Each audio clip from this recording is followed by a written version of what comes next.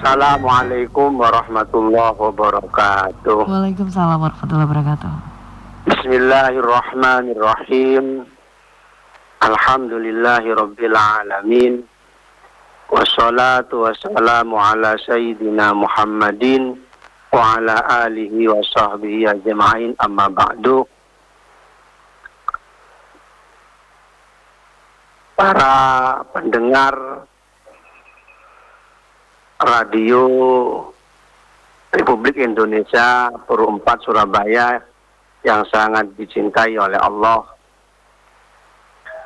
pada kesempatan yang sangat mulia ini kami sedikit akan membahas terkait rahasia di balik perintah sholat fardu. Pendengar Cak dan Ning yang sangat dicintai oleh Allah, sebelum kami membahas rahasia di balik perintah sholat fardu, terlebih kami akan membahas tentang pengertian sholat. Apa sih sholat iku? Apa sih sembahyang iku? Sholat itu menurut bahasa adalah ad-du'a atau doa, sebagaimana firman Allah di dalam surat At-Taubah ayat 103. A'udzubillahi minasyaitonirrajim. Bismillahirrahmanirrahim.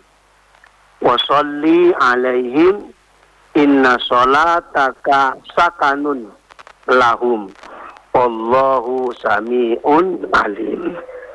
Yang artinya wasolli alaihim, berdoalah untuk mereka.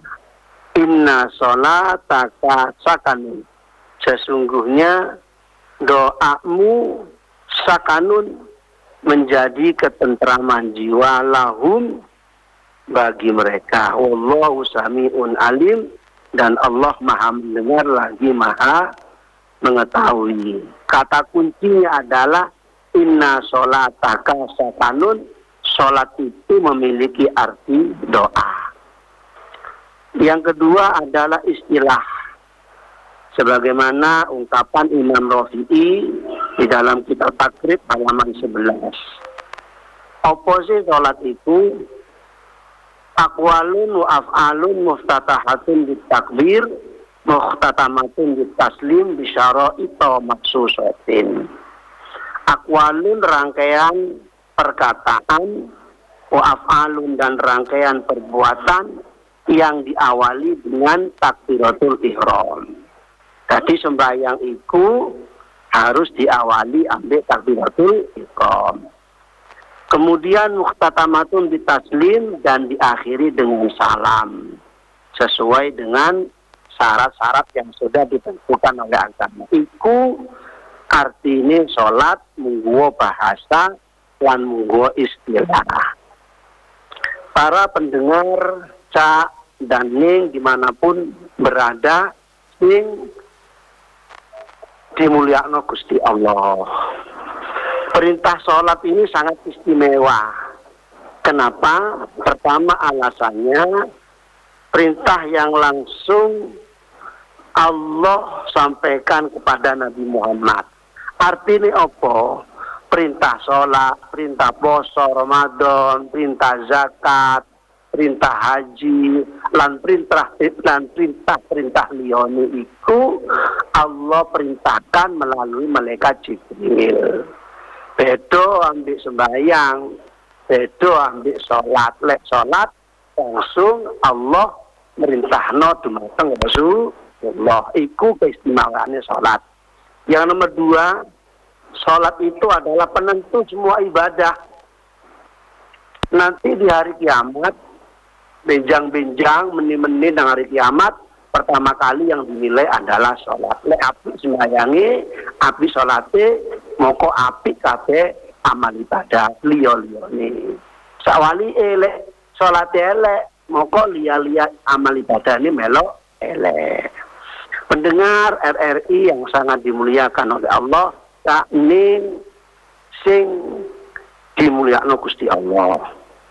Terkait judul rahasia di balik perintah sholat fardu, apa rahasia sholat? Pertama adalah pelebur dosa.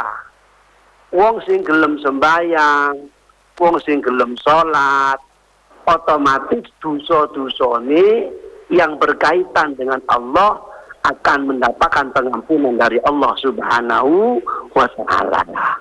Sebagaimana sabda Rasulullah Sallallahu Alaihi Wasallam, fa inna sholata tudhibul dunuba kama yudhibul ma'u ad-darona. Rawahu Amir bin Sa'ad bin Abi Waqqas dan Utsman bin Affan.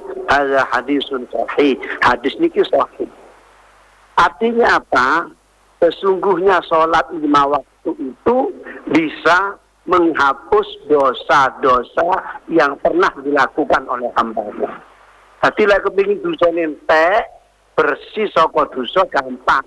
Wis sholat sing apik mulai zuhur sampai subuh. Insyaallah dosane bakal diwepuro kali Gusti Allah. Sebagaimana air yang bisa membersihkan kotoran yang ada di tubuh kita ataupun di pakaian kita. Yang nomor 2, rahasia sholat adalah penyejuk hati.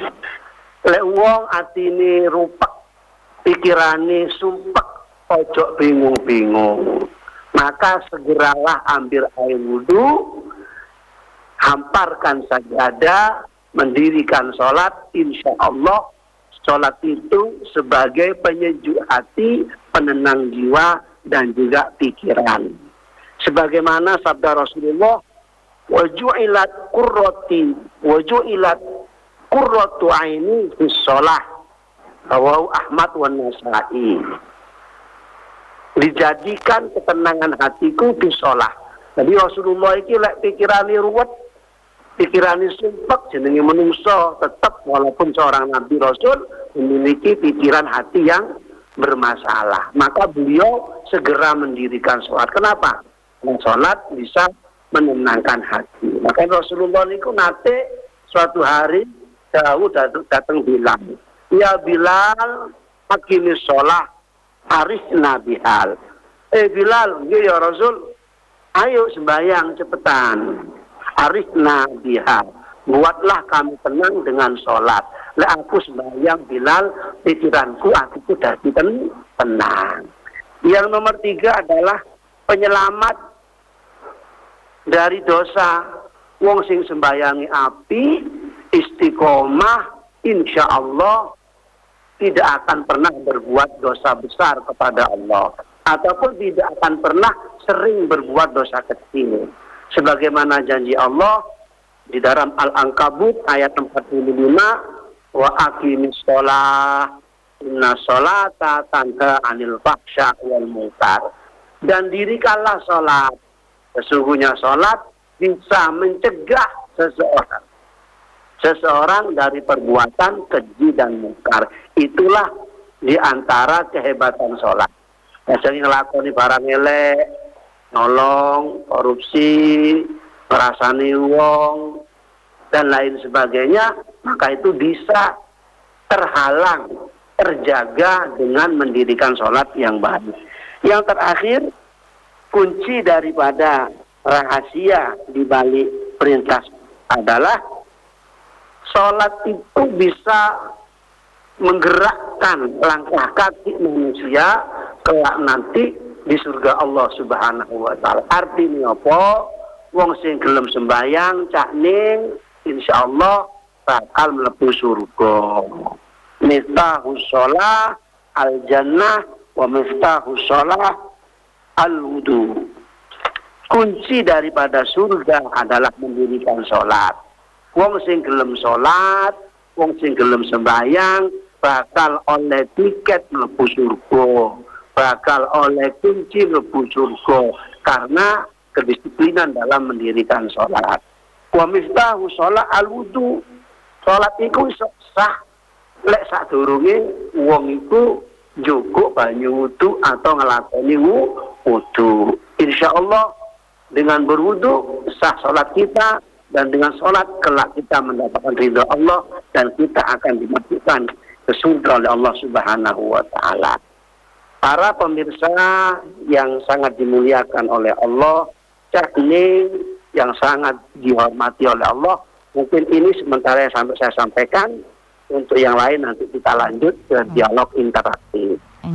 Mau bertanya, Ustadz, saat ini saya ini domisili di Gresik. Nah, sini saya mau bertanya. Kalau saya sholat kemudian saya ini lupa rokaatnya, Ustadz, rokaat keberapa? Apakah sah ketika sholatnya ini saya kembalikan lagi ke rokaat pertama atau saya ulangi lagi atau saya teruskan saja dengan rokaat, kayaknya tadi rokaat ketiga tapi saya mikirnya masih rokaat kedua, atau saya teruskan saja? Bagaimana Ustadz? Matur nuwun. Assalamualaikum warahmatullahi wabarakatuh. Baik. Salam pendengar Cakning yang ada di Indonesia, utamanya di Surabaya. Iya. Terkait pertanyaan hamba Allah tentang rokaat. Biasalah menungso itu pasti duwe sifat lali, ya. Walaupun di dalam sholat. Makanya manusia itu bahasa Arabnya insan. Insan itu berawal dari kata lupa. Jadi menungso lali ku wajar. Termasuk lali rokaat di waktu sholat. Apabila kasus ini terjadi, saya ini sholat dapat 1 apa 2. Misalnya ya 2 apa 3, perlu apa papa. Ketika itu terjadi, sing luwe api sholate diterusno, ojo dibatalno. Siji. Sing nomor loro, kita harus mengambil rokaat yang lebih sedikit. Misalnya aku oleh siji apa loro ya, Joku oleh siji. Aku oleh loro kok telu yo, Joku oleh loro. Aku telu kok papat yo, Joku oleh papat. Kita mengambil rokaat yang lebih sedikit untuk kehati-hatian. Ojo sampai Joku rokaat sing akeh. Wah, cukup papat ae, cepet mari sembahyang. Gak iso ngono. Mergo kabeh ono aturane. Kesimpulane sholati diterusno ka oleh dibatalno. Nomor loro, terkait lupa rokaat sholat cukup rokaat sing luwih iki. Ngeten Mbak sini.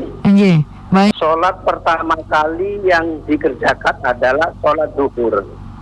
Rasulullah itu setelah berjumpa dengan Allah yang kita kenal dengan Isra Mi'raj, kemudian Rasulullah mendapatkan perintah sholat dan juga sahabat umatnya sehari semalam 5 kali. Kemudian Rasulullah sampai di bumi, sampai di Mekah ini subuh. Tetapi Rasulullah tidak langsung sholat subuh, boten langsung sholat subuh Rasulullah. Kenapa? Karena Rasulullah masih belum tahu carane sembahyang ku koyo apa. Nah, karena Jibril kurung metuki Rasulullah, kurung nemoni Rasulullah terkait cara-cara sholat subuh koyo apa, duhur koyo apa, asar piro rakaate, maghrib jam piro, isya iku piro rakaate, dan lain sebagainya. Oleh karena itu Rasulullah belum sholat subuh. Beliau lakukan pertama kali adalah sholat zuhur. Kenapa?